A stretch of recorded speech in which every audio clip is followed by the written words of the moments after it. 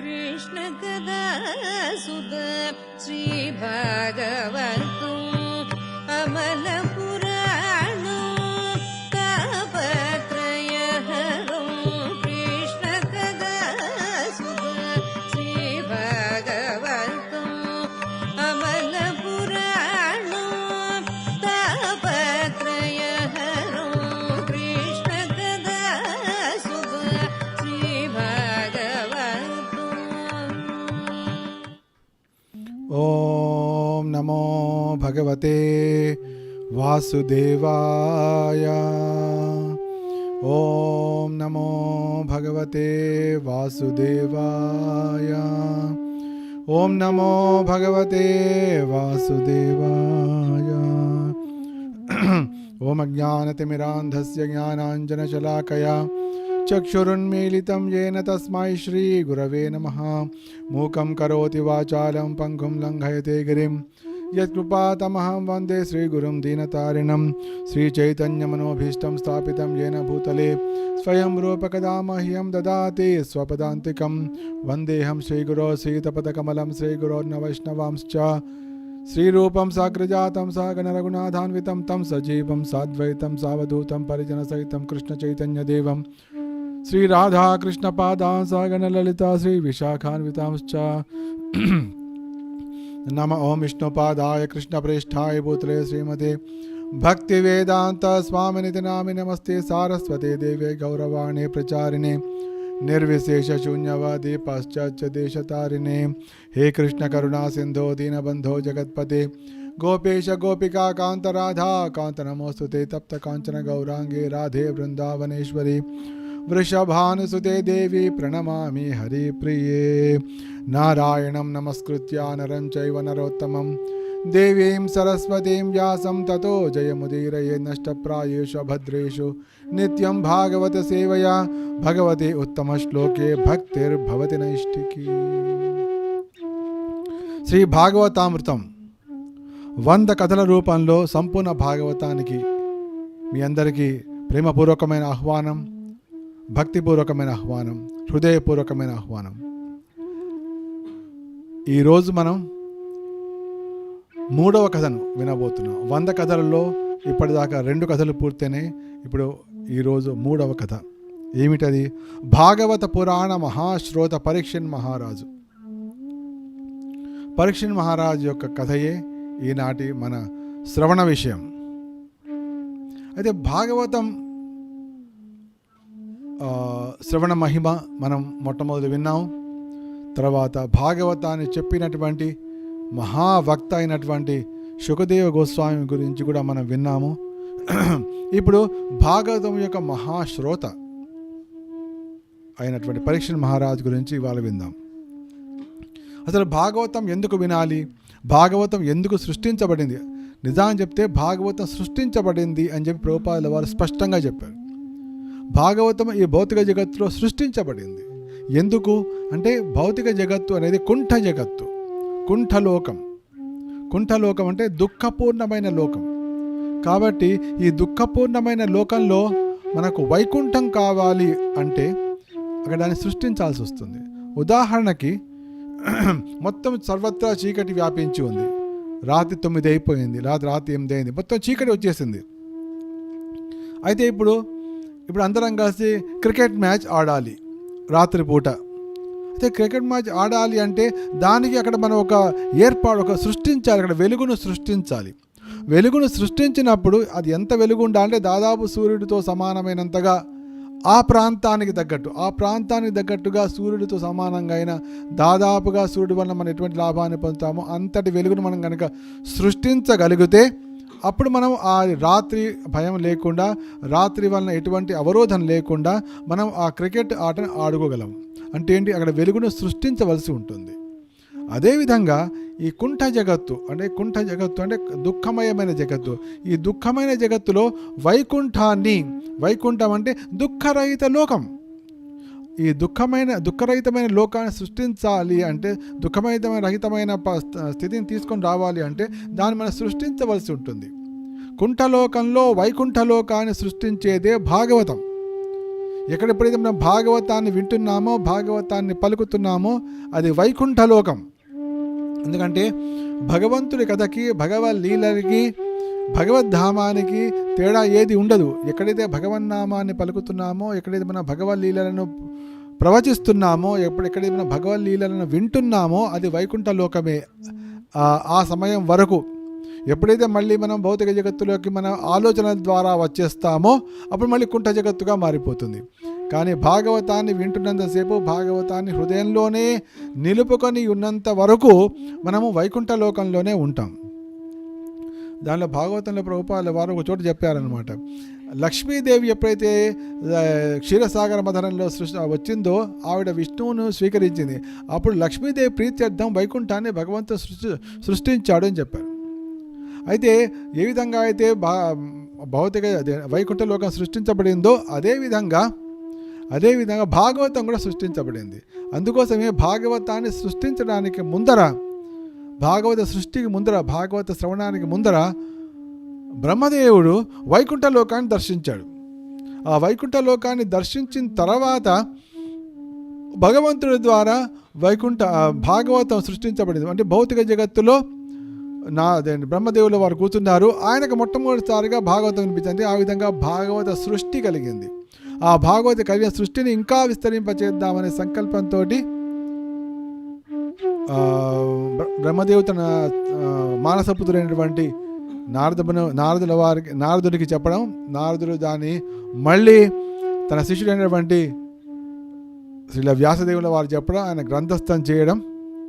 ఆ గ్రంథస్థం చేసిన దాన్ని శుకదేవ గోస్వాముల వారు దాన్ని అధ్యయనం చేయడం. అధ్యయనం అయితే అయిపోయింది. ఇప్పుడు వైకుంఠ జగత్తును సృష్టించడానికి ఆయన సిద్ధంగా ఉన్నారు. కానీ వైకుంఠ జగత్తు రావాలి అని అభిలషించే వ్యక్తి కావాలి కదా. ఆ అభిలషించే వ్యక్తి ఎవరు? భాగవతాన్ని వినడానికి ఎవరైతే సిద్ధపడుతున్నారో ఆ వ్యక్తి తన చుట్టూ వైకుంఠ లోకాన్ని సృష్టించుకోవడానికి సిద్ధపడ్డాడు అని అర్థం. కాబట్టి ఎవరైతే భాగవత శ్రవణానికి అభిరుచి చూపిస్తున్నారో వారు వైకుంఠ లోకంలో ప్రవేశించడానికి తమ అభిలాషను ప్రకటిస్తున్నారు అని అర్థం. కాబట్టి కుంఠలోకంలో వైకుంఠాన్ని సృష్టించేదే, వైకుంఠ వాతావరణాన్ని సృష్టించేదే భాగవతం. అయితే తాను శాప కారణంగా వారం రోజుల్లో మరణించబోతున్నారని తెలుసుకున్నటువంటి పరీక్షణ మహారాజు తనకు ఆ కుంఠలోకం అంటే భౌతిక జగత్తు యొక్క దుఃఖాలు తనకు కలగద్దు అనే సంకల్పంతో, అటువంటి భావన తనకు కలగద్దు, తను పూర్తిగా వైకుంఠంలోనే ఉండాలి అనే సంకల్పంతో కూర్చున్నప్పుడు అతనికి భాగవతం వినిపించబడింది. ఈ విధంగా ఆ చివరి వారం రోజులు ఈ భౌతిక జగత్తులోనే ఉన్నప్పటికీ చివరి 7వ రోజు నాడు తనకు మృత్యు సంప్రాప్తించబోతున్నప్పటికీ కూడా భాగవతాన్ని వింటూ పరీక్షణ్ మహారాజు వైకుంఠ లోకంలోనే ఉన్నాడు. తర్వాత ఆయన నేరుగా వైకుంఠ ప్రాప్తి, భగవత్ ప్రాప్తిని పొందాడు. కాబట్టి ఈ కుంఠ జగత్తులో మనకు వైకుంఠం మనకు కావాలి అంటే మనకున్నటువంటి ఏకైక మార్గం, మనకు ఇవ్వబడినటువంటి ఏకైక మార్గం శ్రీమద్ భాగవతం. కాబట్టి భాగవతాన్ని నిత్యం భాగవత సేవయ అని మనకు ఎందుకు స్పష్టంగా చెప్పబడింది అంటే దానికి ముఖ్యమైన కారణం ఏంటంటే ఇది భౌతిక జగత్తు మొత్తం కుంఠ జగత్తు కాబట్టి ఇక్కడ దుఃఖమయమే ఉంటుంది. కాబట్టి అంటే ఏంటి, దానికి ప్రయత్నం చేయక్కర్లేదు. అప్రయత్నంగానే దుఃఖము సర్వత్రా వ్యాపించి ఉంటుంది. దానికి మనం ప్రయత్నపూర్వకంగా ఆ కుంఠాన్ని అంటే ఆ దుఃఖాన్ని తొలగించాలి.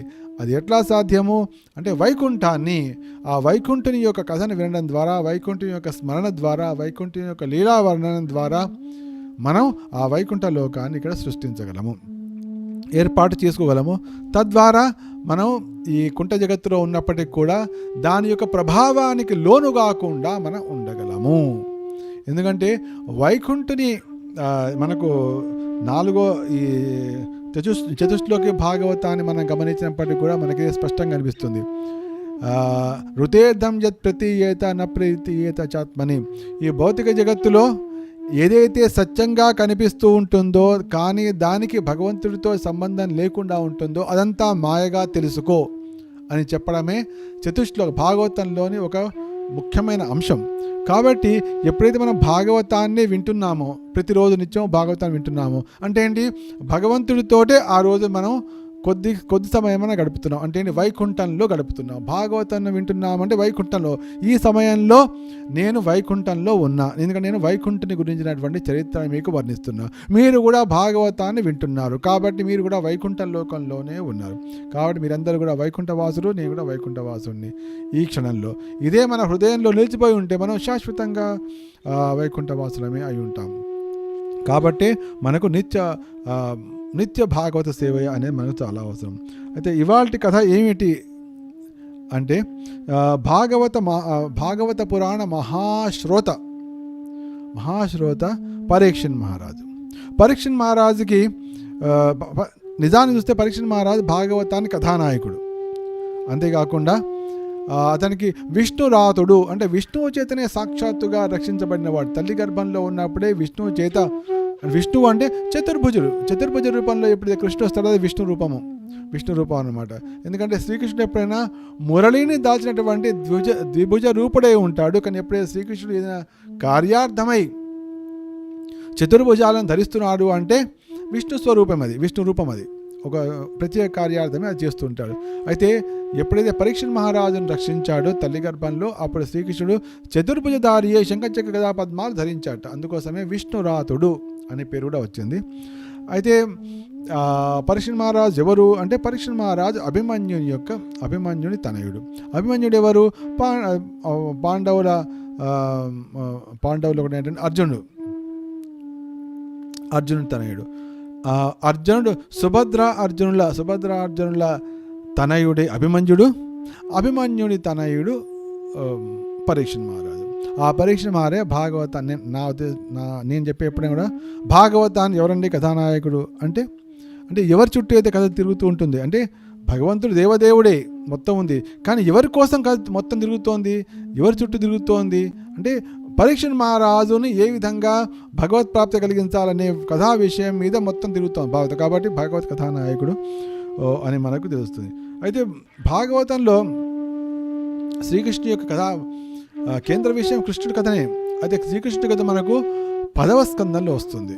10, 11 2 స్కందాల్లో మనకు శ్రీకృష్ణుడి గురించినటువంటి సంపూర్ణమైన కథ వస్తుంటుంది.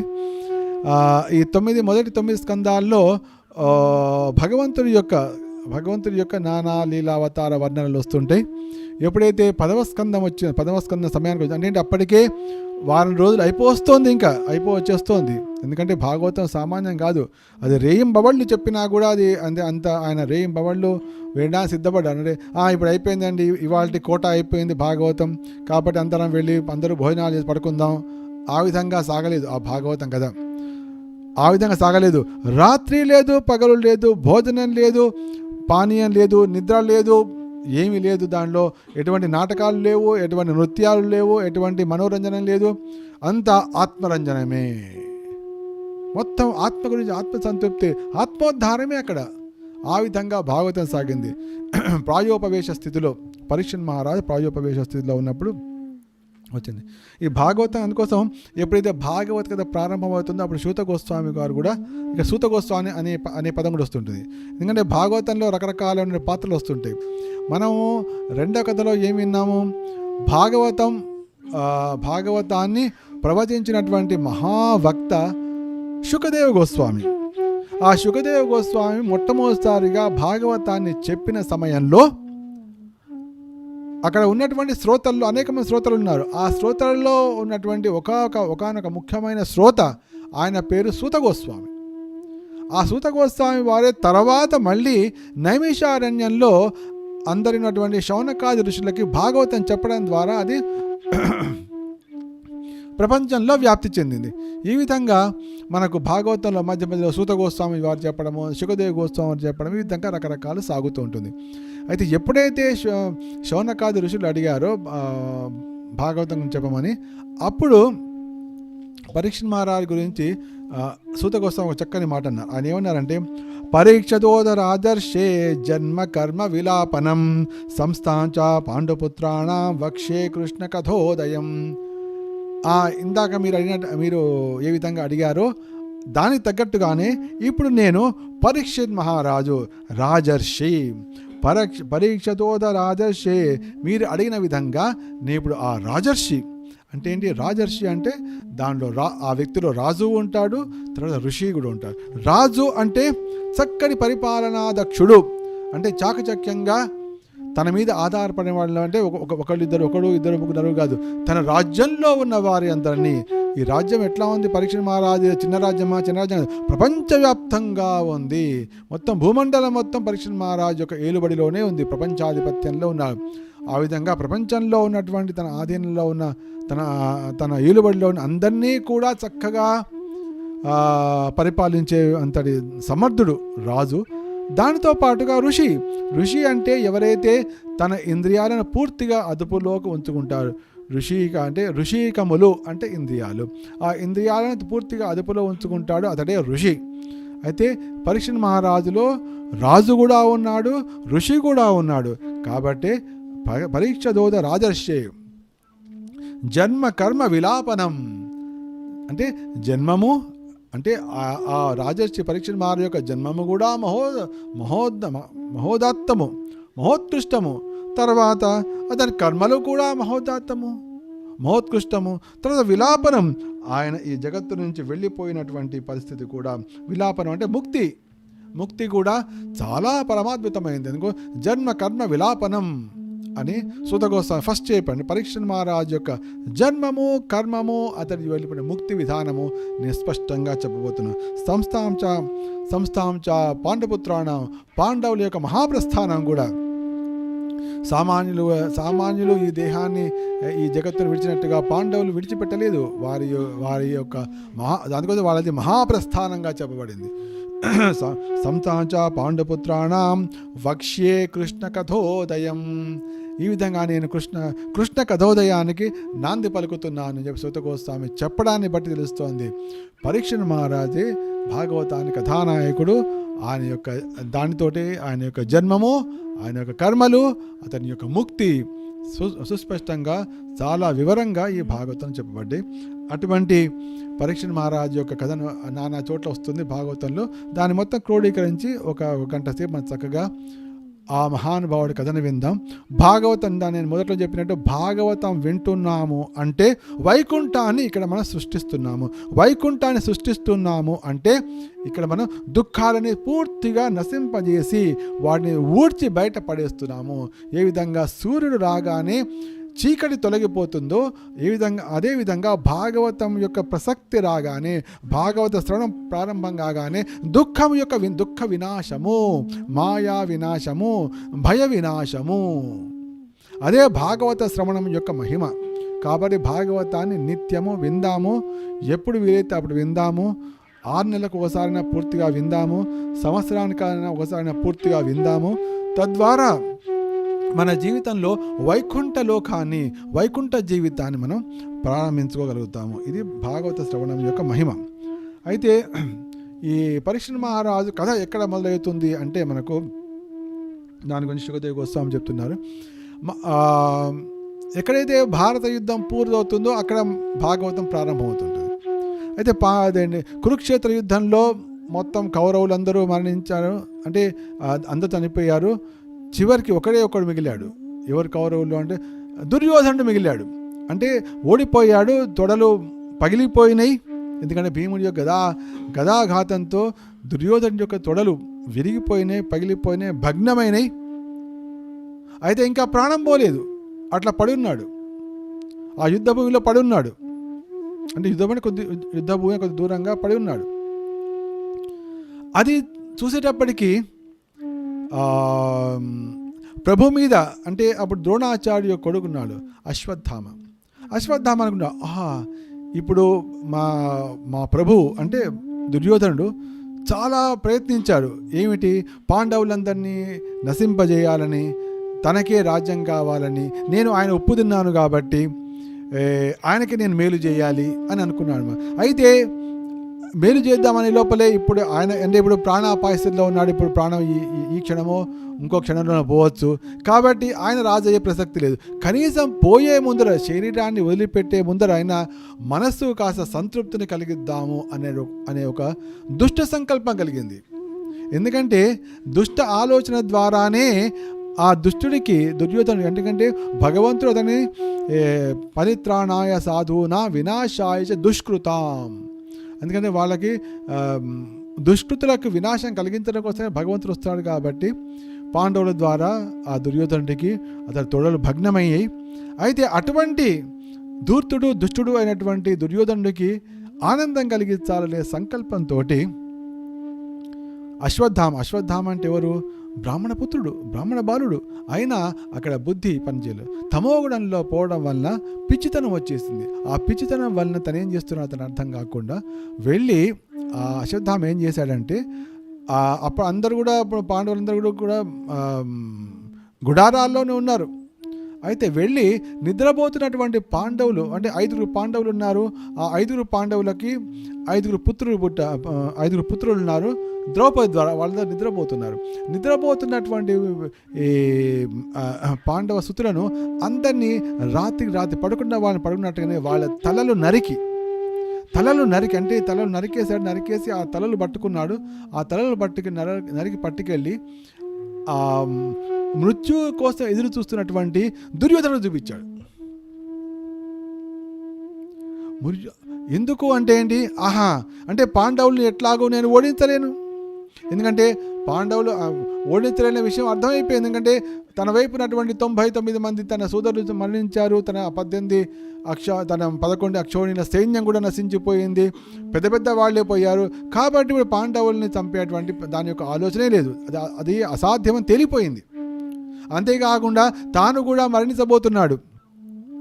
కాబట్టి ఇటువంటి పరిస్థితుల్లో తన యొక్క కక్ష తీర్చుకోవడానికి, తనకు మనశ్శాంతి కలగడానికి ఏది కారణం, వాళ్ళ పాండవులకు ఏదైనా దుఃఖం కలిగిస్తే అది నాకు ఆనందం అని దుర్యోధనుడు అనుకుంటాడని భావించినటువంటి అశ్వత్థామ ఆ విధంగా నిద్రపోతున్నటువంటి పాండుస్తుతుల యొక్క తలలు నరికి తీసుకెళ్ళి తన ప్రభువుకు చూపించాడు, తన యజమాని చూపించాడు.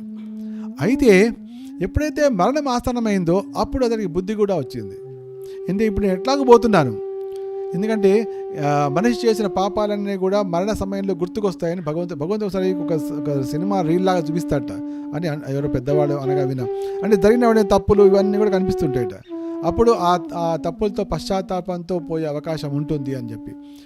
కానీ ఎవరైతే కృష్ణ భక్తులు ఉన్నారో వారి మీద ఎటువంటి ఈ జన్మలో చేసిన తప్పులే కాదు, అనేక జన్మల్లో చేసినట్టు పూర్వజన్మ కృతానిచా ఎవరైతే భగవద్గీత వింటున్నారో భాగవతం వింటున్నారో వారి మీద ఎటువంటి పాపకర్మలు పనిచేయవని స్పష్టంగా ఉంది. కాబట్టి భక్తులకు అటువంటి ప్రాబ్లమే లేదు. వారిది ఒకటే చింత ఉంటుంది, చివరి సమయంలో కృష్ణుడు గుర్తు వస్తాడా రాడా, అదొక్కటే వాళ్ళకి. అంతకాలేజ మామేవా స్మరణ్ ముక్త్వా కలేవరం యప్రయాద్ సమద్భావం అని కృష్ణ భగవద్గీతలో స్పష్టంగా చెప్పాడు. కాబట్టి ఆ కృష్ణుడు గుర్తొస్తే చాలండి అని కృష్ణ అని వాళ్ళు ఎప్పుడు కృష్ణుని యొక్క లీలల్లోనే కృష్ణుడు గుర్తుకు రావాలనే సంకల్పంలోనే ఉంటారు. అయితే దుర్యోధనుడికి ఇక్కడ చివరిలో ఉన్నాడు కాబట్టి, చివరి సమయంలో ఉన్నాడు, ఇప్పుడు మరణం ఇంకొక క్షణంలోనూ రాబోతోంది. అటువంటి పరిస్థితుల్లో ఉన్నాడు కాబట్టి అశ్వత్థామ చేసినటువంటి హేయమైన కార్యము నిజంగానే హేయంగా అనిపించింది. దాన్ని ప్రపంచంలో ఎవడు కూడా ఒప్పుకొచ్చి ఇటువంటి పని ఒక బ్రాహ్మణ పుత్రుడై ఉన్నాడు, అది అక్కడ నిద్రపోతున్నట్టు వాళ్ళని ఎటువంటి వాళ్ళకి హెచ్చరిక చేయకుండా తీసుకొచ్చి చంపావే, అది ఎంత ఘోరమైన కార్యం. అది లోకం కూడా ఒప్పుకోదు. ఇక్కడ పరమ దుష్టుడు, దుర్మార్గుడు, అపరాధి అయినటువంటి దుర్యోధను కూడా దాన్ని మెచ్చుకోలేదు. ఈ విధంగా అశ్వత్థామ రెండిటికి చెడ్డ రేవడిగా అయ్యాడు. అంటే అటు ధర్మానికి దూరంగా అయ్యాడు, ఇటువైపు ప్రభువుకు కూడా ఎటువంటి సంతృప్తి కలిగించలేకపోయాడు. కానీ ఈ లోపల అక్కడ ద్రౌపదికి అర్థమైపోయింది, తన 5 పుత్రులని అశ్వత్థామ ఇట్లా కసాయిగా చంపి నరికి తలలు తీసుకెళ్ళిపోయాడని కానీ దుఃఖిస్తుంటే అప్పుడు అర్జునుడు వచ్చి ఓ సాధ్వి, నువ్వు ఎటువంటి భయపడకు, నేను వెళ్ళి ఆ అశ్వత్థామను వాడిని చంపి పట్టుకొస్తాను, అతడి తల నరికి పట్టుకొస్తా, ఆ తల మీద నీ శిరము పెట్టి అప్పుడు నువ్వు స్నానం చేద్దు కానీ అని చెప్పి తీవ్రమైనటువంటి ప్రతిజ్ఞ చేసి అర్జునుడు బయలుదేరాడు. అర్జునుడు వెంట కృష్ణుడు కూడా బయలుదేరాడు. ఇద్దరు కలిసి వెళ్తున్నప్పుడు చూశాడు, అశ్వత్థామ చూసి ఓహో తన కాలం మూడింది అనుకుని వెంటనే తన రక్షణార్థం అశ్వత్థామ బ్రహ్మాస్త్రాన్ని ప్రయోగించాడు. బ్రహ్మాస్త్రం యొక్క ప్రయోగం వరకు మాత్రమే తెలుసు, కానీ దాన్ని ఏ విధంగా నియంత్రించాలి, దాన్ని ఏ విధంగా ఉపసంహరించాలి అనేటువంటి విద్య అతనికి తెలియదు. అటువంటి పరిస్థితుల్లో ఆయన చేస్తాడు, తన భయం కొద్దీ అతడు వేశాడు. అప్పుడు శ్రీకృష్ణుని యొక్క ఆనందం మేరకు, నిర్దేశం మేరకు అర్జునుడు తాను కూడా ఇంకో బ్రహ్మాస్త్రాన్ని వేసి ఆ రెండింటిని నియంత్రించాడు. తర్వాత అర్జునుడు వెళ్ళి అశ్వత్థామను బంధించి, ఒక పశువులాగా బంధించి గుడారానికి తీసుకొచ్చి ద్రౌపది ముందు పడేశాడు. అంటే ఏంటి, ఇప్పుడు నువ్వు ఏది కావాలంటే, ఏ విధంగా కక్ష తీర్చుకుందాం అనుకుంటున్నావో ఆ విధంగా ఇప్పుడు కక్ష తీర్చుకోవచ్చు అని చూపిస్తూ అంతే పెట్టాడు. అప్పుడు చాలా పెద్ద చర్చ జరిగింది. అంత మనకు భాగవతంలో మొదటి స్కందంలో వస్తుంది.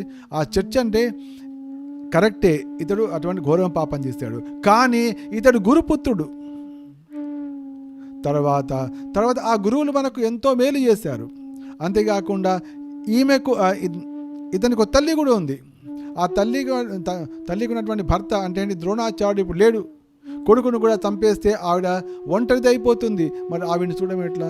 ఇవన్నీ ఆలోచించవచ్చాయి. కాబట్టి ఇతన్ని ఏ విధంగా చేద్దాం, శిక్షించాలి కానీ శిక్షించద్దు, ఏం చేద్దాము అని చెప్పి చాలా తర్జన భర్జన జరిగినాయి. ఆ తర్జన భర్జనని జరిగిన తర్వాత ఒక నిర్ణయానికి వచ్చారు. ఆ నిర్ణయం ప్రకారం అర్జునుడు ఏం చేశాడంటే, అతని యొక్క జుట్టును మొత్తం కత్తిరించేశాడు, శిరోమండనం చేసి, ఆ శిరోమండనంలో అతనికి శక్తికి కారణమైనటువంటి ఒక మణి ఉంది. ఎప్పుడైనా అది ఆ జుట్టులో ఉండే అనమాట. ఆ మణిని తీసేసుకొని అతనికి శిరోమండనం చేసి తరిమేశారు.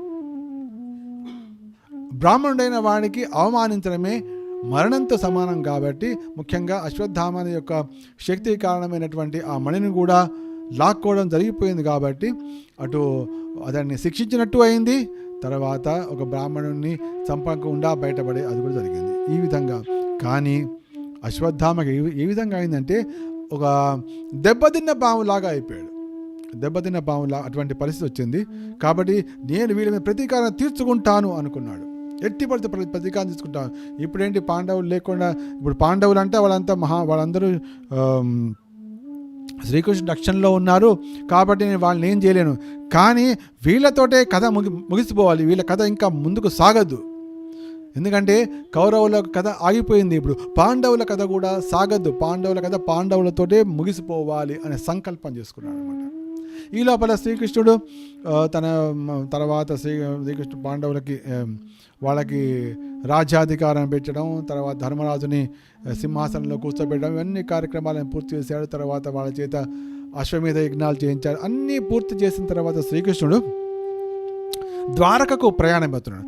ద్వారకకు ప్రయాణం అని చెప్పి రథం ఎక్కి కూర్చున్నాడు. రథం ఎక్కి కూర్చున్న సమయంలో ఇంకా రథం ఇంకా కూర్చున్నాడు, అందరికీ వీడ్కోలు చెప్పబోతున్నాడు. ఇంతలోపలికి అభిమన్యుని పత్ని అయినటువంటి సుభద్ర పరిగెత్తుకుంటూ వస్తోంది.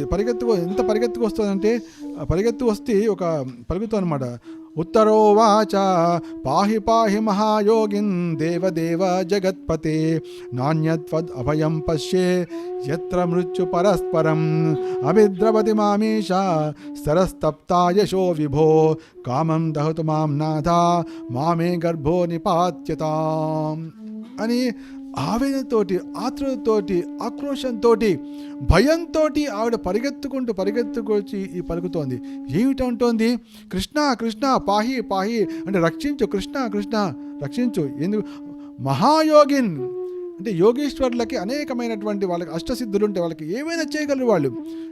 మరి అటువంటి యోగులు ఆ విధంగా చేయగలిగితే నువ్వు సామాన్యమైన యోగి కాదు, మహాయోగిన్, దేవదేవ, నువ్వు దేవతలకే దేవుడు, ఈ జగత్తుకే పతివి, నువ్వు జగత్పతివి, జగన్నాథుడివి, జగదీశ్వరుడివి నువ్వు అని పలికింది. అంటే ఏంటి?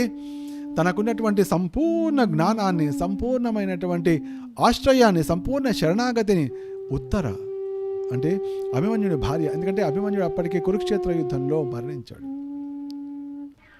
ఆ మరణించినటువంటి అయితే భర్తతో పాటుగా ఉత్తర కూడా సహగమనం చేయవలసి ఉండేది. కానీ అప్పటికి ఆమె గర్భవతి. సో గర్భవతి అయిన వారు సహగమనం చేయదు. కాబట్టి ఆ పిల్లవాడి యొక్క సంరక్షణ, పిల్లవాడు బయట రావడం కోసం ఆవిడ అట్లాగే ఉండిపోయింది. అయితే ఇప్పుడు ఆవిడకు ఒక మహత్తరమైన ఒక గొప్ప ఒక విపత్తు వచ్చింది. ఆ విపత్తు ఎవరికీ అర్థం కాలేదు, ఉత్తరకు మాత్రమే అర్థమైంది. అందుకని పరిగెత్తుకుంటూ వచ్చింది. పాహి పాహి మహాయోగిన్ దేవదేవ జగత్ అంటే ఏంటి? పరీక్షణ్ మహారాజు ఉద్భవానికి, పరీక్షణ్ మహారాజు యొక్క మహత్యాన్ని చెప్పడం కోసం ప్రారంభం అన్నమాట ఇది. ఆయన ఎంతటి మహనీయుడు చెప్పడానికి కథ ప్రారంభం. నాణ్యం త్వద్ అభయం పశ్యే యత్ర మృత్యు పరస్పరం అంటే ఈ జగత్తు ఎటువంటిదంటే ఈ జగత్తులో మృత్యు అనేది అనివార్యమైంది. మృత్యు అనేది అంటే పరస్పరం అంటే ఇది ద్వంద్వపూర్ణము. నేను తిడితే నువ్వు నన్ను తిడుతుంటావు, ద్వంద్వపూర్ణం అన్నమాట. నువ్వు తిడతా నేను తింటా, నేను ఈ విధంగా ద్వంద్వం సాగుతూ ఉంటుంది. ఈ ద్వంద్వపూర్ణమైన జగత్తులో మృత్యువు అనేది నిత్యంగా ఉంటుంది. ఈ మృత్యుమైనటువంటి జగత్తులో నువ్వు తప్ప నన్ను కాపాడేవాళ్ళు ఇంకెవరు లేరు అని నాకు స్పష్టంగా కనిపిస్తోంది కృష్ణ అని ఆవిడంది. అంతేకాకుండా ఇంకేముందంటే ఒక లోహతప్తమైనటువంటి ఒక బాణం తేజంగా తప్తంగా ఉంది. తప్తంగా అంటే కాలి కనిపిస్తుంది, ఎర్రగా కాలి కనిపిస్తోంది. అది నా వైపు అది తీవ్రమైన వేగంతో వస్తోంది. దాని యొక్క గతిని బట్టి చూస్తే అది నేరుగా నా గర్భంలోకి ప్రవేశిస్తున్నట్లుగా కనిపిస్తోంది. నా గుండెల్లో కాదు, నా తల మీద కాదు, నా గర్భంలోకి ప్రవేశిస్తున్నట్టుగా, నా గర్భాన్ని విచ్ఛిత్తి చేయడం కోసం నేరుగా నా గర్భం వైపుకి వస్తున్నట్టుగా కనిపిస్తోంది కృష్ణ. కాబట్టి ఒకవేళ నువ్వు కానీ తలుసుకుంటే నన్ను నశింపజేసినా పర్వాలేదు, కానీ నా గర్భాన్ని మాత్రం నువ్వు నశింపచేయకు. మా నిపత్యతాం నాథా మామే గర్భో నిపత్యతాం మా నిపత్యతాం అంటే నా గర్భాన్ని మాత్రం విచ్ఛిత్తి చేయకుండా చేయి కృష్ణ అని ప్రార్థించింది.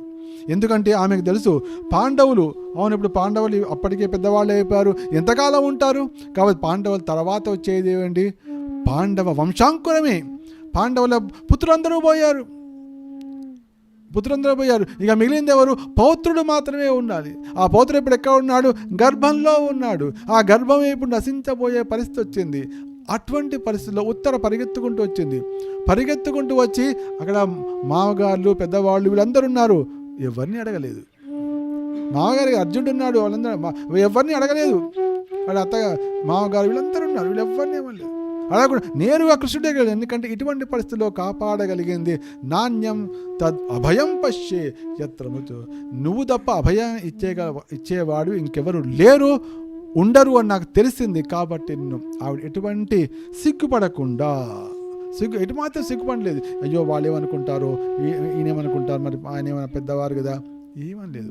తెలుసు, సత్యాన్ని తెలుసు. కాబట్టి అంటే ఉత్తర మొదటి నుంచి కూడా చాలా తెలివిగలది. ఒక మహారాజు యొక్క కుమార్తె, అంటే ఉత్తర మహారాజు విరాటరాజు కుమార్తె ఉత్తర. తర్వాత ఒక మహావీరుడికి శిష్యురాలు, ఎందుకంటే అర్జునుడి దగ్గర ఆమె నృత్యం కూడా నేర్చుకుంది. తర్వాత ఒక మహావీరుడికి పత్ని, అభిమన్యుడి భార్య. ఇక మున్ముందు ఒక మహావీరుడికి తల్లి కాబోతోంది పరీక్షణ్ మహారాజు. అంతటి మహనీయుడు కాబట్టి అంత అద్భుతమైనటువంటి జ్ఞానం ఆమె లభించింది. అప్పుడు కృష్ణుడికి వెంటనే అర్థమైపోయింది. అంటే ఇప్పుడు అది సామాన్యమైనటువంటి బాణం కాదు, అది నేరుగా బ్రహ్మాస్త్రమే. అంటే ఏదైతే కోపంతో, కక్షతోటి, పగతోటి ఈ విధంగా అంటే పాండవుల వంశాంకురామే నశింపజేసి పాండవుల వంశమే లేకుండా చేద్దామని అశ్వత్థామ సంకల్పించినటువంటి కార్యము అని శ్రీకృష్ణుడికి వెంటనే అర్థమై ఉన్నాడు. అర్థం కాగానే వెంటనే చక్రాన్ని ధరించాడు. చక్రాన్ని ధరించడం ఎందుకు అంటే ఉత్తరకు ధైర్యాన్ని కలిగించడం కోసం. సపోజు అవునండి, ఇప్పుడు ఎవరిని అడుగుతున్నా, ఏమండి కొంచెం సహాయం చేయండి, వాళ్ళు నిమ్మకు నీరెత్తునగా ఉంటే మనకేం అర్థం కాదు. అంటే నువ్వు నిజంగా అర్థమైందా, అర్థం కాలేదా, నాకు అర్థం కాదు. కాబట్టి ఉత్తరకు ధైర్యం కలిగించడం కోసం వెంటనే శ్రీకృష్ణ, అవును నేను నీ మాట విన్నాను, నీకు నువ్వు అడిగినటువంటి రక్షణను ఇవ్వడం సిద్ధంగా ఉన్నాను అని చెప్పడం కోసం చక్రాన్ని ధరించాడు. కానీ అక్కడ అవసరమైన చక్రధారణ కాదు, కానీ చక్రధారణ అనేది ఆమెకు సంతృప్తి, ధైర్యము, ఆశ్వాసమును కలిగించడం కోసమే శ్రీకృష్ణుడు వెంటనే. ఇది భగవంతుడి యొక్క రక్షణ. అందుకోసం భాగవతాన్ని ఎందుకు వింటున్నాము, ఏ విధంగా భగవంతుడు మన యొక్క మొరను ఆలకిస్తాడు, ఏ విధంగా ప్రార్థించినప్పుడు మనకు రక్షణ కలిగిస్తాడు, మన దుఃఖాలు తొలగిస్తాడు, మనకు సంపూర్ణమైనటువంటి రక్షణ ఏర్పాటు చేస్తాడు మన మాట వింటాడు అని తెలియడం కోసమే భాగవతం. అందుకోసమే కుంఠలోకంలో వైకుంఠ నెలకొనాలి అంటే మనం భాగవతం వినాలి. అయితే ఆ విధంగా చక్రాన్ని పట్టుకున్నాడు.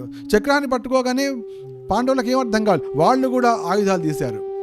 కానీ వాళ్ళకేం తెలియట్లేదు, ఎందుకు అంటే వీరులు కాబట్టి తీశారు, ఆయుధం తీశారు అంతే. కానీ ఆ సమయంలో చక్రం పట్టుకున్న కృష్ణుడు వెంటనే గర్భంలో ప్రవేశించాడు. అయితే ఆ చక్రంతో పాటు గర్భంలో ప్రవేశించలే, బయట నిలబడ్డటువంటి కృష్ణుడు బయటనే ఉన్నాడు. అది కాకుండా ఏం చేస్తున్నాడు, అప్పుడు రథాన్ని ఎక్కబోతున్నాడు. అదే ఆ చక్రాన్ని పట్టుకున్నాడు, అక్కడే నిలబడ్డాడు. కానీ గర్భంలోకి ప్రవేశించాడు. అదే భగవద్లీల, ఇదే భగవన్ మాయ, ఇదే భగవత్ శక్తి. అయితే లోపలికి ప్రవేశించినటువంటి కృష్ణుడికి చతుర్భుజాలు ఉన్నాయి, అంటే విష్ణు రూపంలో ఉన్నాడు. అక్కడ శంఖచక్ర గదా పద్మాలను ధరించున్నాడు. శంఖచక్ర గదా పద్మాలు. అయితే ఆ సమయంలో అప్పటికే ఆ బ్రహ్మాస్త్రము గర్భంలోకి ప్రవేశించింది. గర్భంలో ప్రవేశించి అంటే అది అస్త్రం కాబట్టి, శస్త్రము అంటే మనకు ఒక మ్యాటర్తో కనిపించేది, అస్త్రము అంటే అది మంత్రోక్తమైనది. అది గర్భంలో ప్రవేశించింది. ఆ బ్రహ్మాస్త్ర వేడిమికి లోపల ఉన్న శిశువు తాళలేకపోతున్నాడు, దాదాపు మరణించే స్థితికి వచ్చాడు. చాలా తీవ్రంగా ఉంది.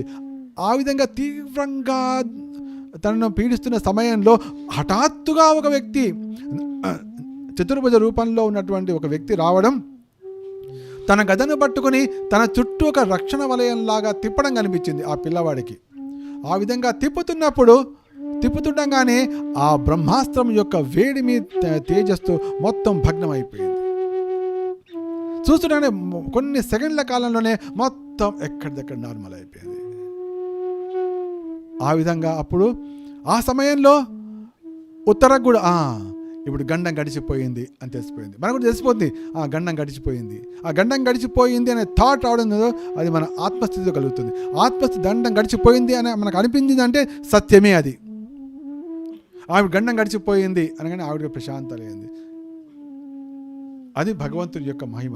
అంటే మరి చూస్తే మరి ఏంటి కృష్ణుడు ఏంటి చక్రం పట్టుకున్నాడు, చక్రం వదలనే చక్రం అట్లాగే ఉంది, గండం ఎట్లా పోయింది, అదే రహస్యం. ఈ విధంగా అద్భుతంగా శ్రీకృష్ణుడు పాండవుల యొక్క పౌత్రుణ్ణి గర్భంలోనే ఉన్నప్పుడు రక్షించాడు. ఈ విధ విష్ణువు రక్షించబడ్డాడు కాబట్టి అతనికి విష్ణురాతుడు అనే పేరు వచ్చింది. విష్ణురాతు వచ్చింది. తర్వాత ఆ కథ అంతా వేరే సాగుతుంది. తర్వాత శ్రీకృష్ణుడు మళ్ళీ పాండవులతో పాడడం, మొత్తానికి అక్కడ పాండవేయుని పాండవ పుత్రులకు రక్షణ జరిగిపోయింది. తర్వాత ఒక శుభముహూర్తంలో ఉత్తరకి పరీక్షణ్ మహారాజు జన్మించడం జరిగింది. ఆ సమయంలో ధౌమ్యుడు, కృపాచార్యుడు అంటే బ్రాహ్మణుల యొక్క సహాయంతో దానికి జాతకర్మలన్నీ జయించారు. తర్వాత ధర్మరాజు బ్రాహ్మణులందరికీ ధన కనక వస్తువాహనాలు ఇవ్వడము, తర్వాత వారితో జాతకర్మలన్నీ జయించడం, తర్వాత భవిష్యత్ వర్ణనం కూడా చేశారు. అప్పుడు భవిష్యత్ వర్ణనంలో వారు ఆ పరీక్షిత్తు ఆ చిన్న పిల్లవాడు ఉన్నాడు, ఆ చిన్న పిల్లవాడు కథ మొత్తం చెప్పేశారు. వాళ్ళు మొత్తం ఏం చేయబోతున్నాడు, ఏ సమయంలో ఏం చేస్తాడు, మొత్తం కథ మొత్తం చెప్పేశారు. వాళ్ళు చెప్పేసి వాళ్ళు ఏమన్నారంటే ఇతడు మహాభాగవతుడిగా ప్రసిద్ధి చెందుతాడు. ఫస్టే చెప్పారు. ఇతడు విష్ణురాతునిగా, విష్ణువుచే రక్షించబడిన వాడిగా ప్రసిద్ధి చెందుతాడు. ఇతడు బలి మహారాజు అంత ధైర్యాన్ని కలిగి ఉంటాడు. శ్రీరామచంద్రుని అంతటి సత్యసంధత కలిగి ఉంటాడు. ప్రహ్లాదుడి వంటి పరమ భక్తిని కలిగి ఉంటాడు. ఇట్లా రకరకాలు చెప్పారు. చెప్పి అతను జన్మందరినీ మీ యొక్క కీర్తిని ఇనువడింపజేస్తాడు. తర్వాత విప్రశాపంతో భగవత్ పదాన్ని పొందుతాడు అని అది కూడా చెప్పేస్తారు చివరికి. అప్పుడు ధర్మరాజు చాలా ఆనందంగా, మొత్తానికి పాండవుల యొక్క పేరును నిలబెట్టేవాడే, పురువంశం యొక్క పేరు నిలబెట్టేవాడే తమ ఇంట ఆవిర్భవించాలని చెప్పి ధర్మరాజు చాలా ఆనందం కలిగింది. తర్వాత సమయం వచ్చిన లోపలికి సమయం రాగానే పాండవులు మహాప్రస్థానం వాళ్ళు మొత్తం సమస్తాన్ని త్యజించేశారు. పరీక్షణ్ మహారాజు పెద్దవాడాడు. పరీక్షణ్ మహారాజు పెద్దగా ఏంటంటే ఆ పిల్లవాడిని శ్రీకృష్ణ భక్తిలోనే చక్కటి ధర్మయుతంగా వాళ్ళు పెంచి పెద్ద చేశారు. పెద్ద చేసిన తర్వాత సమయం రాగానే పాండవులు ధర్మరాజు పరీక్షిత్ మహారాజుకి రాజ్యాభిషేకం చేశారు. రాజ్యాభిషేకం చేసి అంతే వదిలిపెట్టేదాన్ని, మళ్ళీ పెళ్ళిళ్ళు చేయడం అన్నీ పెట్టుకోలేదు. రాజ్యాభిషేకం చేశారు. రాజ్యాభిషేకం చేసి పాండవులు ద్రౌపదితో పాటుగా వాళ్ళు వెళ్ళిపోయారు. సుభద్ర అందరితో పాటు అందరూ వాళ్ళు మహాప్రస్థానం ఉత్తర దిక్కుగా వాళ్ళు వెళ్ళిపోయారు. దాని తర్వాత ఈ పరీక్షిత్ మహారాజు ఏం చేశారంటే ఉత్తర కుమార్తెను వివాహం చేసుకున్నాడు. అంటే ఆయన ఎవరంటే మేనమామ కూతుర్ని పెళ్లి చేసుకున్నాడు. మేనమామ కూతురుని పెళ్లి చేసుకుని జనమేజయుడు అంటే నలుగురు మంచి శక్తి సంపన్నులు వైభవైపవేతుడైనటువంటి నలుగురు పుత్రులను పొందాడు. తర్వాత అక్కడ గంగా తటంలో 3 అశ్వమేధ యజ్ఞాలు కూడా చేశాడు. అయితే ఆ అశ్వమేధ యజ్ఞాల యొక్క గొప్పతనం ఏమిటంటే ఆ అశ్వమేధ యజ్ఞంలో పాల్గొనడం కోసం దేవతలు కూడా వచ్చారు. అయితే ఆ అశ్వమేధ యజ్ఞాలు పబ్లిక్గా చేయడం వల్ల అందరికీ దేవతల దర్శనం కూడా జరిగింది ఆ సమయంలో. చాలా అంత స్పెషల్గా ఉందన్నమాట. అయితే ఈ విధంగా అంతటి మహిమా సంపన్నుడు. ఎందుకంటే తల్లి గర్భంలో ఉన్నప్పుడే భగవంతుడితో రక్షించబడమే కాకుండా బయటకు వచ్చిన తర్వాత మహాభక్తులైనటువంటి తమ తాతగారుల యొక్క పెంపకంలో శ్రీకృష్ణ భక్తిని చేస్తూ చక్కగా పెరిగాడు. చక్కగా రాజ్యాభిషిక్తుడయ్యాడు. మంచిగా తర్వాత బ్రాహ్మణుల యొక్క నేతృత్వం అశ్వమేధ యజ్ఞాలు చేశాడు. పెళ్లి చేసుకుని ఎంత అయిపోయింది. ఇంతలోపలికి ఒక సమయంలో పరీక్షిత్ మహారాజుకి కొన్ని దుశ్శకునాలు కనిపించాయి. అంటే కొన్ని దుర్లక్షణాలు కనిపించాయి. ఏమిటి, ఏదో కలియుగ ప్రభావం వచ్చినట్టు అనిపిస్తోంది. ఏమిటి ఇది, నా రాజ్యంలో జరగవలసిన పరిస్థితులుగా కనిపించట్లేదు. ఏమిటి, ఏమైనా పరిస్థితులను వికటించాయా అని చెప్పి దిగ్విజయాత్ర బయలుదేరారు. ఎందుకంటే రాజుగారు అప్పుడప్పుడు ఆ విధంగా ఏ విధంగా అయితే ఆఫీస్లో ఉన్నటువంటి ఆఫీసర్ కానీ లేకపోతే అదేంటి స్కూల్లో ఉన్నట్టు హెడ్ మాస్టరు లేకపోతే కాలేజ్ ప్రిన్సిపాల్ ఒకసారి మొత్తం రౌండ్లు వేస్తుంటారు. వాళ్ళు ఎందుకు రౌండ్ ఆయన హాయి కూర్చోవచ్చుగా అదేంటి ప్రిన్సిపాల్ రూమ్లో లేకపోతే హెడ్ మాస్టర్ రూమ్లో. ఎప్పటికీ ఆయన కూర్చొని ఆయన అక్కడ ఉంటాడు లేండి దాని ఏముంది అనుకుంటారు. అట్లా కాకుండా హెడ్ మాస్టర్ ఒక చిన్న కట్టె పట్టుకుని ఆ స్కూల్లో రౌండ్ వేస్తున్నాడు. అందరు పిల్లవాళ్ళందరూ సైలెంట్, హెడ్ మాస్టర్ వస్తున్నాడు, సైలెంట్గా ఉండండి. సో అందరూ సైలెంట్ అయిపోతారు. సో ఆ విధంగానే రాజుగారు కూడా పరీక్షిత్ మహారాజు రథం మీద మొత్తం ప్రపంచయాత్ర బయలుదేరారు. తద్వారా వచ్చేటువంటి ప్రభావం అందరికీ ఆయన కలియుగ ప్రభావం రాకుండా ఉండడం కోసం ఆయన వెళ్ళడం జరిగింది. వెళ్ళాడు. అయితే తన తాతగారైనటువంటి అర్జునుడి యొక్క రథానికి తెల్లటి గుర్రాలు ఉండేవిట. అదేంటి శ్వేతాశ్వతం మొత్తం తెల్లటి 4 గుర్రాలు ఉండేవి. అయితే పరీక్షిత్ మహారాజుకు మాత్రం ఎటువంటి నల్ల గుర్రాలు స్పెషల్. ఆ 4 నల్ల గుర్రాలు మొత్తం తిరుగుతున్నాడు. మొత్తం ప్రపంచం మొత్తం తీస్తున్నప్పుడు ప్రతి చోట కూడా పాండవుల యొక్క గొప్పతనమే కనిపించింది. అందరూ వాళ్ళనే పొగుడుతున్నారు. ఈ విధంగా సాగుతూ వచ్చింది. అందరికీ తమ పెద్దల యొక్క గొప్పతనం అర్థమైంది. ఆ విధంగా వెళ్తున్న సమయంలో ఒక చోట ఒక వృషభము ఒక గోవు దుఃఖిత ఉన్నట్టు కనిపించింది. ఆ వృషభము అంటే ఒక ఎద్దు అనమాట. దానికి ఒకటే కాలు ఉంది, అంటే దానికి 3 కాళ్ళు లేవు. తర్వాత ఆవు ఉంది, అది ఏడుస్తోంది. వాళ్ళిద్దరు మాట్లాడుకుంటున్నారు. వాళ్ళు ఎవరో కాదు, ఆ వృషభమేమో ధర్మదేవత, తర్వాత ఆవేమో భూమాత. ఇద్దరు చర్చించుకుంటున్నారు, దుఃఖిస్తున్నారు. ఇంతలోపలి ఇంకొకడు వేరే వాడు వచ్చాడు. ఎవరు, కలిపురుషుడు. అంటే వాడు రాజువేషంలో ఉన్నాడు, కానీ చూస్తే నల్లగా ఉన్నాడు, కానీ రాజువేషంలో ఉన్నాడు, క్రూరంగా ఉన్నాడు. ఒక కట్టె తీసుకుని అసలే కుంటికాలుతో ఉంది, ఏదో దాన్ని కొడుతున్నాడు. దాన్ని చూసి ఈ ఆవు కూడా ఇంకా భయపడి మూత్రం విడిచింది. అది చూసేటప్పటికి పరీక్షిత్ మహారాజు చాలా కోపం వచ్చింది. వెంటనే ఒక్క దుముకులో ఆ ఘటనా స్థలానికి వచ్చి, ఎవడ్రా నువ్వు అని చెప్పి వాడి పీక పట్టి ఇట్లా కత్తి తీశాడు. కత్తి నరకబోయాడు. అంటే అంతటి ధైర్యం, కలిపురుషుడిని దండించేంత శక్తి సంపన్నుడు. ఎప్పుడైతే ఆ కత్తి ఎత్తగానే ఆ కిరీటం కింద పడేశాడు. అంటే నేను రాజుని కాదు, నేను నీ సేవకుడిని అని చెప్పి తనకున్నటువంటి రాజక మెడల్స్ పడే, స్వామి నాకు క్షమించండి, నేను మీ దాసుడిని, నాకు క్షమించండి పాల్పడ్డాడు. అయితే పరీక్షిత్ మహారాజు ధర్మాత్ముడు కాబట్టి శరణాగతుడిని చంపకూడదు కాబట్టి సరే అంటే వాడు దుష్టుడే దుర్మాత్ముడే అయినప్పటికీ కూడా ఆ కలిపురుషుడిని పరీక్షిత్ మహారాజు వదిలిపెట్టాడు. అంటే నువ్వు నా రాజ్యంలో ఉండడానికి వీల్లేదు కాబట్టి వెళ్ళిపో అని తిట్టాడు. బెదిరించాడు. అంటే స్వామి నేను ఎట్లా వెళ్తా, ప్రపంచం మొత్తం నీదైనప్పుడు ఈ ప్రపంచంలోనే ఉండకుండా పోవాల్సి వస్తుంది, అది ఎట్లా సాధ్యమవుతుంది, కాబట్టి నాకు ఏదో స్థానం ఇవ్వండి అంటే అప్పుడు పరీక్షణ్ మహారాజు 4 స్థానాలు ఇచ్చాడు. ఏమంటే ఎక్కడైతే జూదం జరుగుతుంటుందో, ఎక్కడ సురాపానం జరుగుతుంటుందో, ఎక్కడైతే వ్యభిచారం జరుగుతుంటుందో, ఎక్కడైతే పశువధ జరుగుతుందో ఆ స్థానాల్లో ఉండు అని 4 స్థానాలు ఇచ్చాడు. అందుకోసమే మాంసభక్షణ చేయకూడదు, తర్వాత మద్యపానం చేయకూడదు, వ్యభిచారం చేయకూడదు, జూదం ఆడకూడదు. ఇది కలియుగ లక్షణాలు కాబట్టి ఇది 4 స్థానాలని పరీక్షణ్ మహారాజ్ ఇచ్చేస్తాడు. పరీక్ష చేసిన తర్వాత అదేమిటి స్వామి ఈ 4 మీదగా లేవు, మీ రాజ్యంలో ఇవన్నీ చాలా కష్టమైన పరిస్థితులు, ఇవన్నీ ఉన్నాయి, ఇంకోటి ఇవన్నీ చాలా వెంటబడేటప్పటికీ పరీక్ష సరే బంగారం తీసుకో అన్నాడు. కాబట్టి బంగారం ఈ విధంగా 3-5 స్థానాలని ఇచ్చి కలిని అక్కడే నిరోధించి పరీక్షణ్ మహారాజ్ మళ్ళీ తన రాజ్యంలో ధర్మాన్ని, అంటే ఏదైతే ధర్మానికి 3 కాళ్ళు తెగిపోయినాయో ఆ 3 కాళ్ళను మళ్ళీ పునఃస్థాపించారు. సత్యం, దయా, తపస్, శౌచం అనేది ధర్మానికి 4 కాళ్ళు. సత్యము, దయ, శుచిత్వము, తర్వాత తపస్సు అనేవి ఈ 4 ధర్మానికి 4 పాదాలు.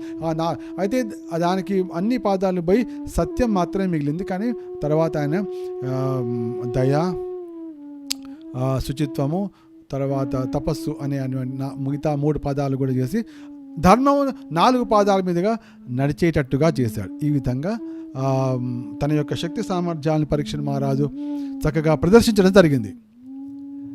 అయితే ఈ కథ జరిగిపోయిన తర్వాత ఒకసారి ఆయన పరీక్షణ్ మహారాజు, అంటే ఆ కథ చివరికి రావాలి కదా, అందుకోసం పరీక్షణ్ మహారాజు అడవికి వెళ్ళాడు, వేటాడడానికి అడవికి వెళ్ళాడు. అయితే ఆ కాలంలో ఇట్లా రాజులు అడవికి వేటాడడానికి వెళ్ళి క్రూరమృగాల్ని సంహరించడం అనేది అది ఆనవాయితీనే ఉండేది. ఎందుకంటే అప్పుడు ఆ జంతువులు చాలా ఎక్కువగా ఉండేవి, అవి గ్రామాల మీద పడి అందరికీ బీభత్సాన్ని కలిగిస్తుండే. కాబట్టి పరీక్షణ్ మహారాజు వెళ్ళి ఆ విధంగా మధ్యాహ్నం వరకు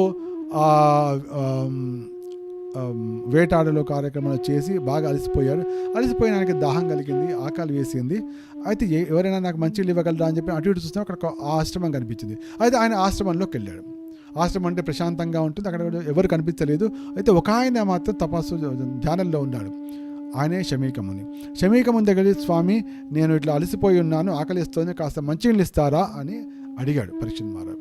అయితే అప్పటికే ఆయన ధ్యానంలో మగ్నుడై ఉన్నాడు, సమాధిలో ఉన్నాడు, కాబట్టి ఆ మాట వినిపించలేదు. పరీక్షణ్ మహారాజ్ మళ్ళీ అడిగాడు, 2వసారి అడిగాడు, 3వసారి అడిగాడు, అనగానే కానీ ఆయన సమాధిలో ఉన్నాడు కాబట్టి ఆ మాటలు ఏమీ వినిపించలేదు. దాంతో పరీక్షణ్ మహారాజ్ ఇంకా కోపం వచ్చింది, బాగా కోపం వచ్చి అసలే ఆకలితో ఉన్నాడు, అసలుతే దాహం వేస్తున్నాడు, చెప్పిన మాట వినట్లేదు, నేను రాజును అయినా కూడా. ఈ విధంగా ఒక్కొక్కసారి భగవత్ సంకల్పం ద్వారా ఆ విధంగా జరిగింది. మొత్తానికి కోపం వచ్చింది, కానీ ఆ మునిని శిక్షించేంతటి దుర్మార్గుడు దుష్టుడు కాదు. కాబట్టి తన అక్కసును తీర్చుకోవడం కోసం అక్కడ చచ్చిపోయిన పాము పడేస్తుంటే ఆ పామును తన వెంటి కొనతోటి తీసి మెడలో వేసి ఒక దండలాగా వెళ్ళిపోయాడు. అంటే తన ఒక ఉక్రోషాన్ని తీర్చుకోవడం కోసం ఆ విధంగా వెళ్ళిపోయిన తర్వాత కానీ ఇంటికి వెళ్ళిపోయాడు. కానీ ఆ చేసినప్పుడు చేశాడు, కానీ తర్వాత అనిపించింది అయ్యో నేను తప్పని చేశానేమో అనిపించింది. ఎందుకంటే పరమ భాగవతుడు కదా, కాబట్టి నేను తప్పు చేశానేమో కదా, తప్పు చేశాను అనుకున్నాడు. కానీ మళ్ళీ వెనక్కు రాలేదు, అలా ముందుకు వెళ్ళిపోయాడు. వెళ్ళి ఆలోచిస్తున్నాడు. ఈ లోపల కొంతమంది ఆ శమీకమునికి ఒక పుత్రుడు ఉన్నాడు, సరిపోయిన శృంగి. ఆ శృంగి మిత్రులు వచ్చి అయ్యో చూడు మీ నాన్నగారి మెళ్ళలో ఎవడో రాజు వచ్చి చచ్చిపోయిన పావును వేసి వెళ్ళిపోయాడు అని వాళ్ళు చెప్పారు. అది ఆ మాట వింటూనే శృంగికి తీవ్రమైన కోపం వచ్చింది. ఎవడా దుష్టుడు ధూర్తుడు ఎవడైనా సరే, ఎవడైతే నా తండ్రి మెడలో వేశాడో వాడు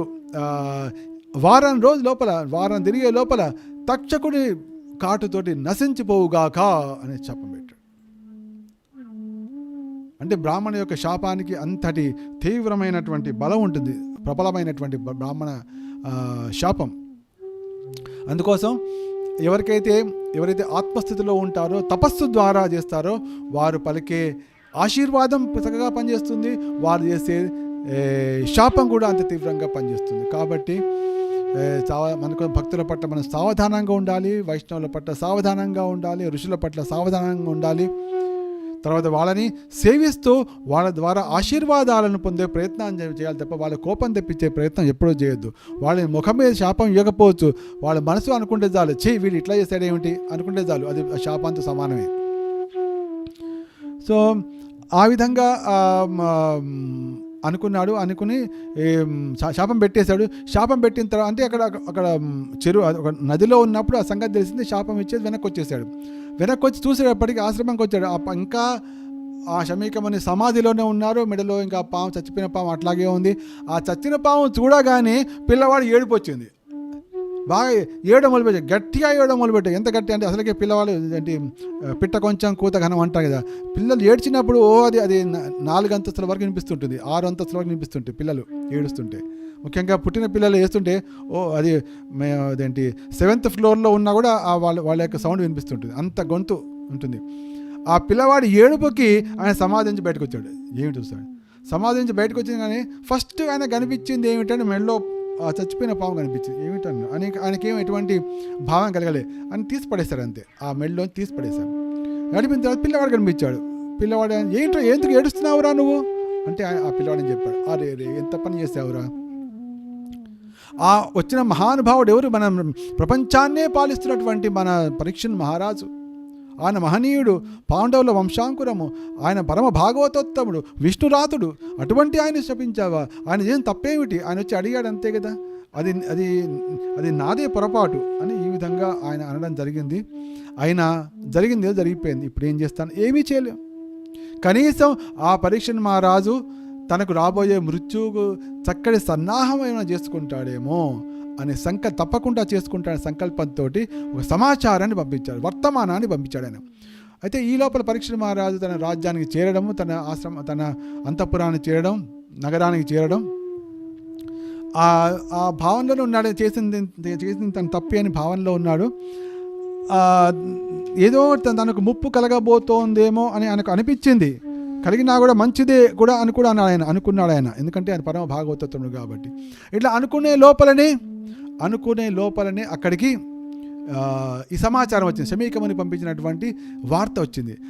ఆహా, భగవంతుడు నన్ను కాపాడాడు, భగవంతుడు నాకు చక్కటి శిక్ష వేశాడు, భగవంతుడు నాకు తగినటువంటి దండనే విధించాడు, తద్వారా నేను చేసిన పాపం నుంచి నేను బయటపడబోతున్నాను అని పరమానందంతో పరీక్షణ్ మహారాజు వెంటనే మొట్టమొదటి చేసిన కార్యక్రమం ఏమిటి, మరుక్షణమే ఏం మాట్లాడకుండా జనమేజయుడికి రాజ్యాన్ని అప్పచెప్పాడు. రాజ్యాభిషేకం చేసేసి వెంటనే అక్కడి నుంచి బయలుదేరి గంగా తటానికి వచ్చేస్తాడు. గంగా తటానికి వచ్చేసి ప్రాయోపవేశం, ఇంకా వారం రోజులు ఎట్లాగో ప్రాణం పోబోతుంది, మళ్ళీ ఇంకా తినడం, మళ్ళీ పడుకోవడం, మళ్ళీ పానం అనేందుకు, తినకుండా ఎట్లాగో ప్రాణం పోయేదానికి మళ్ళీ దానికి తినిపించడం అనేందుకు అని సంకల్పంతో ఆ ప్రాయోపవేశం అంటే నీళ్లు కానీ తినడం కానీ లేకుండా ఆ గంగా తటం మీద కూర్చున్నాడు. అయితే ఈ అద్భుతమైన వార్త సమస్త లోకాల్లో ప్రపంచమే కాకుండా సమస్త లోకాల్లో వ్యాపించింది. పరీక్షణ్ మహారాజు ఈ విధంగా ప్రయోపవేశం చేశాడు. ఆయన ఏమిటంటే ఆయన ఎంతటి మహనీయుడు, ఆయన తల్లి గర్భంలో ఉన్నప్పుడే విష్ణురాత్రిగా విష్ణువు చే కాపాడబడ్డాడు, తర్వాత పాండవులు చే పోషింపబడ్డాడు, తర్వాత కలిపురుషుడినే నియంత్రించాడు. శ్రీకృష్ణుని యొక్క పరమ భక్తుడు. ఆయన జీవితం ఎంత అద్భుతంగా సాగింది.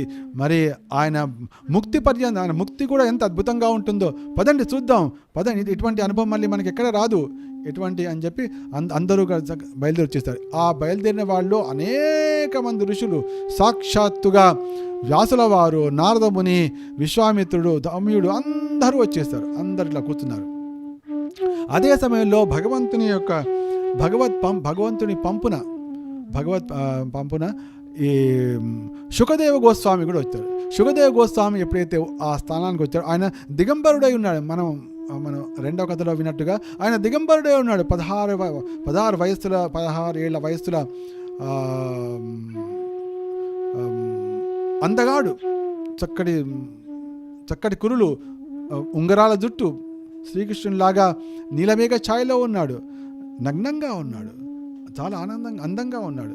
ఆయన చూడగానే అందరు లేచి నిలబడ్డారు. ఆయనకు సమున్నతమైనటువంటి ఆసనాన్ని ఇచ్చారు.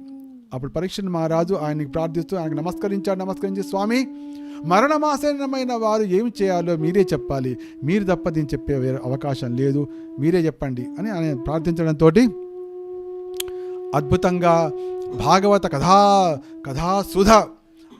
కథాసుధ పెళ్ళుబికింది, భాగవతామృతము జాలువారింది, భాగవత కథోదయం మొదలైంది. ఆ విధంగా శుకదేవ గోస్వామి ఆ భాగవతంతో చెప్పి ఆయన తన్మయత్వంతో ఆయన పూర్తిగా తరించిపోయాడు. ఆ భాగవతాన్ని విని ఆ భాగవత పురాణ మహాశ్రోతగా పరీక్షణ్ మహారాజు కూడా తరించిపోయాడు. ఎప్పుడైతే ఆ భాగవత కథ దశమ స్కందానికి వచ్చిందో అప్పటికి 5-6 రోజులు అయిపోయింది. 6 రోజుల నుంచి భోజనం లేదు, ఆయన కృషించిపోతున్నాడు. అయినా కూడా నన్ను ఆకలి ఏం పీడించట్లేదు, ఇంకా చెప్పండి అంటున్నాడు పరీక్షణ్ మహారాజు. ఇంకా శుకదేవ గోస్వామికి అయితే పరమోత్సాహం, ఇక కృష్ణుడి కథ వచ్చేసని చెప్పి ఆయన చెప్తున్నాడు, ఈయన వింటున్నాడు. చెప్పి మొత్తానికి ఆ భాగవతం సంపూర్ణమైపోయింది. ఆ భాగవతం సంపూర్ణం కాగానే పరీక్షణ్ మహారాజు అంటే, స్వామి, నేను చాలా ధన్యాత్ముణ్ణి, నాకు ఇప్పుడు ఆ తక్షకుడి భయమే పోయింది, నాకు భయమే లేదు. ఇప్పుడు నేను పూర్తిగా ఇప్పుడు శ్రీకృష్ణ యొక్క పాదపద్మాల దగ్గరనే ఆశ్రయమై ఉన్నాను, నా తక్షకుడికి భయమే లేదు. కాబట్టి నన్ను పూర్తిగా ఆ శ్రీకృష్ణ ధ్యానంలోనే నన్ను నిలవనివ్వండి, మీ యొక్క ఆశీర్వాదంతో, మీ యొక్క అనుమతితో నేను పూర్తిగా ధ్యానమగ్నునవుతాను అని పరీక్షణ్ మహారాజు అన్నాడు. తథాస్తు విజయోస్తు అని చెప్పి శుకదేవ గోస్వామి అతన్ని దీవించి వెళ్ళిపోయాడు. ఆయన దీవించి వెళ్ళిపోయిన తర్వాత ఉత్తరాభిముఖుడై ఉన్నాడు పరీక్షణ్ మహారాజు. ఉత్తరాభిముఖుడై ఉన్నాడు, ఆ దర్భల మీద కూర్చున్నాడు. పూర్తిగా ఆత్మానుభవంలోకి ఉన్నప్పుడు అతని యొక్క ప్రాణవాయువే కదలడం ఆగిపోయింది. అంటే ఆల్మోస్ట్, అంటే ఆయన ఎక్స్టర్నల్గా ఆల్మోస్ట్ డెడ్, అంటే ఆయన ప్రాణవాయువు ఇట్లా ఆగిపోయింది అనమాట. ఆ సమయంలో తక్షకుడు వచ్చాడు. తక్షకుడు ఎట్లా వచ్చాడు? ఒక బ్రాహ్మణ రూపంలో వచ్చాడు. బ్రాహ్మణ రూపంలో అక్కడికి వచ్చాడు. బ్రాహ్మణ రూపంలో వచ్చి కాటు వేశాడు.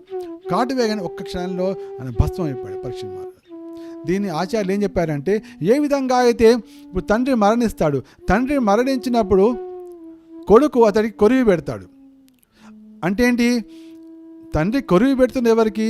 తండ్రికి కాదు కదా. ఇప్పుడు కొడుకు కొరివి పెడుతున్నది తండ్రికి కాదు కదా, తండ్రి శవానికి. అంటే ఆల్రెడీ దాంట్లో ఏం లేదు, అది ఓన్లీ కట్టె మాత్రమే మిగిలింది. అదేవిధంగా పరీక్షణ్ మహారాజు అంటే ఆయన ఆల్రెడీ పరతత్వాన్ని పొందాడు. ఆయన కేవలం ఆ స్థూల దేహం అక్కడ కనిపిస్తుంది. ఆయన కేవలం ఆ స్థూల దేహాన్ని మాత్రమే అది కాటువేది. అప్పటికే అది పరీక్షణ్ మహారాజు భగవత్ ప్రాప్తిని పొందాడు. కానీ అందరికీ కనిపిస్తున్న మాత్రం ఆ శరీరం దగ్ధమైపోతుందని అనిపించింది. అది చూడడానికి అందరికీ పరమాద్భుతం అయిపోయింది.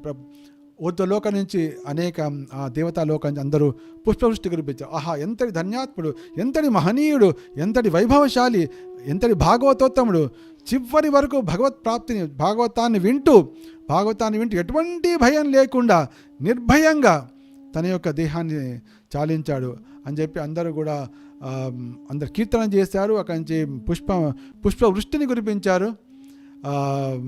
ఈ విధంగా అద్భుతంగా సాగింది.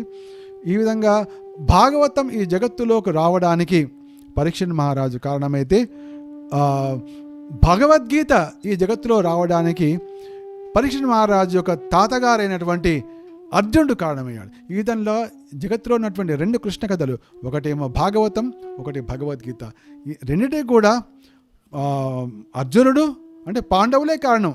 ఒకటేమో అర్జునుడు, ఒకటేమో పరీక్షణ్ మహారాజు.